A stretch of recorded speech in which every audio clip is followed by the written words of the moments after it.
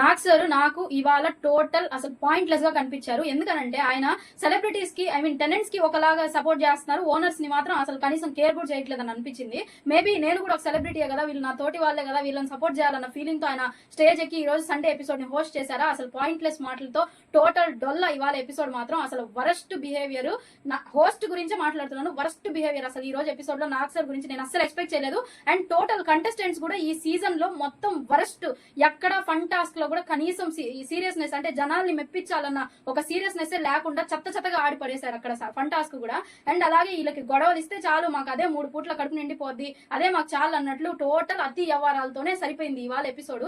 అసలు అక్కడ నేను మాట్లాడిన ఇంకొక ఇంపార్టెంట్ విషయం కూడా నేను ఫుల్ వీడియోలో అయితే పెట్టాను.